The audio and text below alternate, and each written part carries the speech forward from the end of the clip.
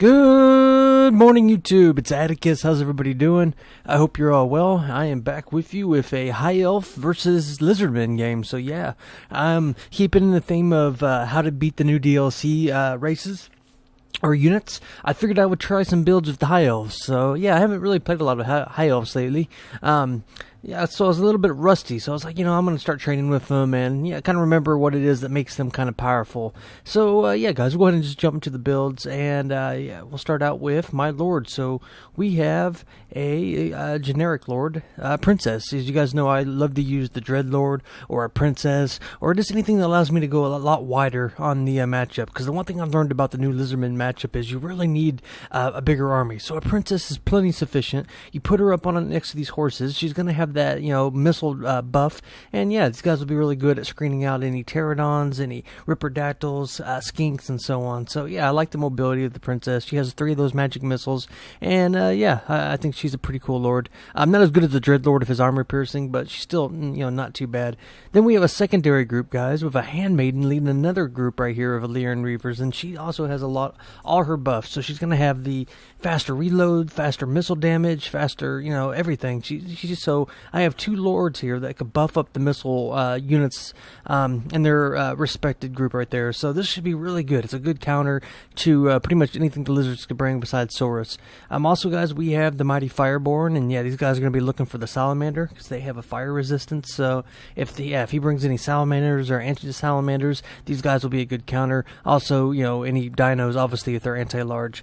From our front line, we're going just some Spearmen, guys. So we have 4 Spearmen in total, but we also have the Pure Mains Company. So what makes these guys really cool, and something that I've totally forgotten that they do, they sunder armor, guys. So they also have the Guardian trait for your Lord, but yeah, I'd always forgotten that they sunder armor. So that's going to come really in handy. You put them fighting Temple Guard and things like that, it's going to sunder the armor and make it easier for your Spearmen to attack. Also, guys, we do have a Mage of High Magic, and for the spells, I just have Apotheosis and Tempest. And then I have the Shield of Sapphire, which will give damage resistance, 11% damage resistance for 9 seconds every time I cast a spell for your whole army. So that's really powerful. If I'm just spamming the heal spell on some of my units, these guys are all getting damage resistance. So I think the High Magic is really powerful. Also, we have a unit of Archers of Light Armor, and the reason I take the Light Armor is the deal so they could trade with Skinks and even pterodons. Just a little bit more armor can really pay off for me. Also, guys, we have the Frostart Phoenix, who did get a buff from the recent patch. Now they lower melee attack, and they have better armor piercing. Well, first off, they got more armor piercing altogether just in their basic attacks, but their aura will lower melee attack by 9 and slows. So yeah, really powerful. So that's my army. I also have something in Deep Vanguard right here, guys. You can see that I have a unit of Illyrian Reavers, and these guys were to hopefully get into Salamanders, Ancient Salamanders, and, things like that, just to keep them busy so they don't shoot my army. So for my opponent, we have, for his Lord, it looks like a Red-Crested Skink. So yeah, this is the new DLC Skink unit, and he's just anti-large. So you put him up on a Horn one, and yeah, allows you to go a lot wider on your Lizardman army as well. So I think it's really cool. I'm a big fan of cheap Lords having bigger armies. My opponent does have a secondary Skink Chief, who's going to have the missile damage. 417 missile damage is nothing to scoff at. So it's going to be a really good counter to my Mage and things like that. For his front line, guys, he has a mixture of Sword of Spears. We have some Skink cohorts. We have 1 Chameleon. Looks like 2 different one Chameleon actually, and then 1 Skink Skirmisher. Then we have some Saurus Warriors, some more Spears, more Saurus Warriors, and then we have some Temple Guard. Also, he has a Feral Bastiladon here in the back. And, yeah, it looks like he has the Pahawk Sentinels, guys. So he's going with the Regiment of Renown Pahawk Sentinels, which have a much powerful rock drop and have a physical resistance. So these guys can last a lot longer. Also, my opponent does bring some Horn ones and some Feral Cold ones. So, yeah, looks like the only Regiment of Renown that he brought was the Pahawk Sentinels. So, yeah, we're going to see how it goes. So I guess it is a DLC match anyways. So, right off the bat, as the bologna said to the sandwich or the slice of cheese, yeah, we're going to start just moving up our armies, guys. We're going to take advantage of having our, the mobility, try to get our skirmish game going on. I'm going to see that he has some things in the woods, so I'm going to break off my forces. I'm going to send my Handmaiden and her, strike group to try to screen out those guys. If anything, it'll just keep them busy. I'm going to start advancing my main group right here, because I do see the Salamander, and I'm going to have the Princess and her group start attacking it. You see I'm going to get a magic missile off on this Salamander. Start doing some really good damage to him. He's going to get his first volley off. Oh, a direct hit right there. It's going to kill, looks like one horse. The Fireborn are going to see that there are some horn ones and things like that, so I'm going to think about trying to lead them this way, but I'm also thinking if I could get a charge on the Salamander. But since he was trading with my Illyrian Reavers, I figured I might as well just stay in, keep him in battle. You can see we're doing a lot of damage. Now, I did make a little bit of a mistake here. I should probably have my Princess a little bit closer to my Illyrian Reavers so they get that missile buff. You can see over here my Illyrian Reavers are flanking, and you can see my opponent is going to try to overcompensate, sending the Temple Guard, who are never going to be able to catch those guys, so all he's doing, is luring him away from his army. So it's going to work really good for me. You can see that I'm going to have some spearmen come to attack these spear units, and all across the line, guys, we're getting ready to decline. And the spearmen will have a pretty good time with the skink cohorts. The Saurus Warriors right here will beat on them, though, so that's going to, something I'm going to have to keep watch for. Over here, you can see that the Illyrian Reavers and the Princess, or excuse me, the Handmaiden, are shooting into these Pawhawk Sentinels. We're also getting chased by these Horn ones and Cold One Ferals, but they're not going to be able to catch that. So all we're doing is just, keeping so much money right here, so much investment, busy, and, not attacking my army. Over here, you can see that these skink skirmishers are being a little bit of annoyance. They're going to have that poison damage. They're going to be able to debuff my units. And you can see we're just trying to melt this ancient salamander. He's such a pain in the butt. You can see that my Illyrian Reavers are getting ready to hit it. And I was hoping that since it was already so weak, I'd be able to do some damage. Opponent does have this Pharaoh Bastillodon who's coming, but the Fireborn are going to be coming for blood. This is exactly what they excel at, and we're going to get a really good charge into it. But I am going to stop last minute. So that was a little bit of a missed opportunity, but I saw that he was coming with these Horn ones and Feral Cold ones, and he came right into my archers, but we ended up just getting the charge in as well. So now we have a really big mosh pit. You can see that I do get a Apotheophis right here. It's going to heal these guys and give me the damage resistance for my whole army. And you can see that the Frostarch Phoenix is, helping these guys out, debuffing the Pure Main Company. And we're going to be able to chew through those guys pretty quickly. You can see that I did make a little bit of a mistake. I wasn't paying attention to my Illyrian Reavers do get caught in by these Temple Guards. So they're going to get absolutely shredded. You can see here the Illyrian Reavers are shooting into the back of these Saurus Warriors. And they're not facing the charge, or excuse me, the arrows. So they are going to take a lot of damage. And you can see we are going to break those skink cohorts, which will allow me to put my Pure Mains Company into these Saurus Warriors. Same with the Frostarch Phoenix, who I'm going to send into this little pocket right here. He has that -9 melee attack, which is going to debuff these guys and give them a melee attack at 36. So that'll really work out. Let's go ahead and slow it down here, guys. You can see, my Illyrian Reavers and my Handmaiden are fighting the Pawhawk Sentinels, and we're doing really good. With her buffs, guys, she's just making these guys so much more powerful, and it's such a good trade. You can see the Fireborn absolutely just shredded through the Feral Cold ones, and now with the support of the Frostheart Phoenix, they're going to be able to chew through the Horn ones pretty effectively. You can see my opponent is fighting amongst these spears right here. He's getting a rear charge in with these Pharaoh Bastillodons. So he's doing a pretty good job. He's going to be able to break those guys pretty soon. And you can see I'm just trying to intercept these skink skirmishers with my spearmen. Over here, the Princess is in the back. She's just shooting. That's a cool thing about a Princess or Dreadlord. You don't have to you just tell them to attack, and then you can put your micro elsewhere. Let's go ahead and speed it back up here, guys. So it's really coming down to all these individual battles right here. We have the center pocket, one of these Saurus Warriors and his skink chief, but luckily he is obstructed. Over on this side, my spearmen are losing to these spears, so we're going to end up losing the left flank. But this salamander, I just can't seem to kill. I spent so much resources trying to weaken it. You can see we are luring away the Temple Guard. We're keeping them busy, even if we're not doing damage. That's going to allow me to get that Illyrian Reaver into the back of them. You can see that the Pawhawk Sentinel is getting ready to die right here, and you can see that we finally do break the Horn ones, and I'm going to get a Tempest, an overcasted Tempest on these guys. So that's going to pretty much rout those guys off the map. Use a lot of Wind's magic, but it's going to free up a lot of my units. You can see the Fireborn now are going to be open, and we're going to try to go for that Pharaoh Bastillodon here pretty shortly.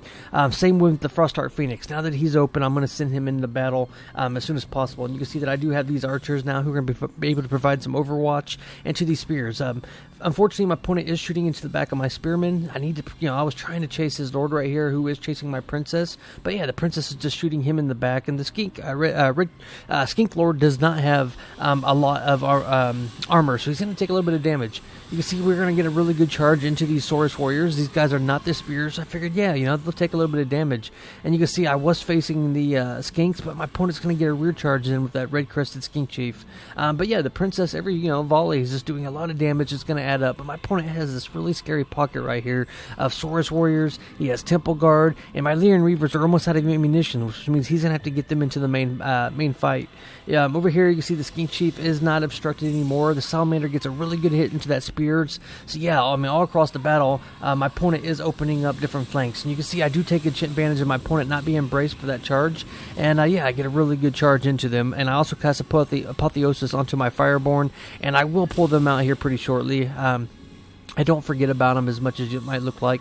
You can see the Pure Main Company did break through these Saurus Warriors. Now we've opened up the center pocket. I'm going to send them instantly to deal with the spear units. And we're just trying to take it, how spread out my opponent is. We're just trying to take advantage of it. You can see that the Handmaiden is firing as well. She's using her anti-large attacks and shooting into this Pharaoh Bastiladon. And yeah, my Princess with the same thing. I have a spare unit over here who is coming back. Pretty much any numbers I could get right now are going to help. And yeah, these archers are shooting into the side of these spear units. So this is really good. So they're not going to get their shield chance from the side. You can see I'm going to use my Lyrian Reavers right now to start chasing down these chameleon skinks. And yeah, if we can shut them down, that's going to be 600 points wasted for my opponent. You can see the Fireborn absolutely just shred through the Saurus Warriors. Now we're going to be able to get into the Ancient Salamander. And yeah, it's looking really good for us, guys. And you can see that the Frostheart Phoenix is causing terror, is routing these guys. And now we get a pincher move in with my Lyrian Reaver archers, and we catch these chameleon skinks. So yeah, that really helps take some pressure off my back. And you can see, guys, we just have so many units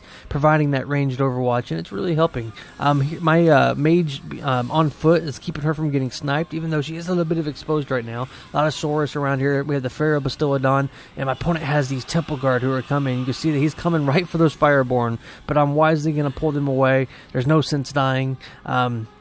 Losing those units really quickly. And you can see that I do have my Princess running away from these spears. We're still just shooting them into the face. And I have a unit of spears right here who are chasing off the skinks who I need to get into combat.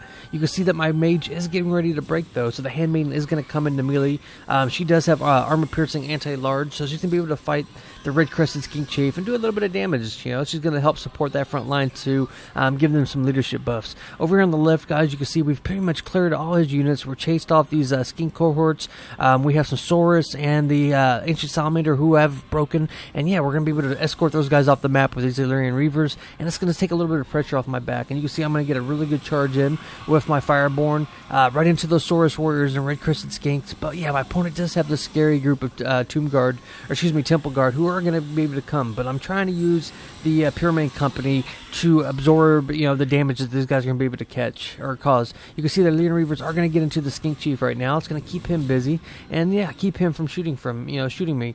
You can see that the mage is back, and yeah, guys, I mean, that Fireborn were able to shred through the red-crested skink, was able to break his leadership, and this is looking really good for us. You can see the Fireborn are quickly on his tail, but he instantly comes back from routing, so I think he just got terror routed from the Frostheart Phoenix. And you can see the Pharaoh Bastiladon is getting ready to break. The Pure Main Company are sundering the armor of the Temple Guard, and yeah, we're just colliding onto his forces right now. You can see my opponent is going to start going for my mage throughout this game. She really has been my lifesaver, casting those Shields of Sapphire and those Apotheosis. And yeah, you can see we're finally going to be able to catch him with the Fireborn. Even though he is going to get Foe Seeker, it's going to be a little bit too little too late. My opponent does get some Skink Skirmishers into combat with my archers, but yeah, these guys have a little bit of armor, so they are going to be able to fight a lot longer than the weaker versions of them. And you can see, guys, at this point my opponent is getting ready to get hit with army losses, and that's going to be a win for the High Elves. So yeah, good game to my opponent. We're going to look at the end screen breakdown and talk about some of the keys for my success. And yeah, I really think it came down to the different strike groups, guys. I think having the Princess running for Lyrian Reavers, having a Handmaiden run of her, we were able to split his army apart. We were able to lure away his Temple Guard. That was such a powerful unit that was chasing around 500 Illyrian Reavers. He really needed that in that center pocket to deal with the Frostheart Phoenix. Speaking of the Frostheart Phoenix, I mean, it's always a great pick. It's a lot like Marathi. Debuffing the melee attack of your opponent. So drops these guys from the 30s into the 20s. So that just means that your guys are going to be fighting a lot longer. The High Magic was a good pick. We were able to overcast and destroy the Pahawk Sentinels. We were able to do the heal, keep my Fireborn, nice and healthy, and and also the Fireborn were absolute beasts this game. When you do pick these guys, you have to make sure that you do not throw them away. So you got to cycle charge, you got to pull them out, and you can see, guys, I was avoiding the Tipple Guard. I was finding openings. I'd go hit the horn ones. I'd pull back. I'd go get a charge into the Saurus. I pull back, and that's how you have to play these guys. They're 1,800 points. You can't just leave them in combat. The princess, I think, I was able to melt down this ancient salamander through my magic missiles and things like that. And as for my opponent, he did have a few DLC units. So we had the new Red Crested Skink Chief, the ancient salamander, and the Pawhawk Sentinels. So, this was a little bit of a Lizardmen ground force. So I think this is a pretty reliable way of dealing with a ground force. And I think it would have the tools to deal with also a aerial force, like in the Dark Elf game that I did in my last video. These guys can outrun Ripperdactyls and Pterodactyls and things like that. So, alright guys, I hope you enjoyed that. I hope that was helpful. It's Atticus. I will see you next time. Alright, bye-bye.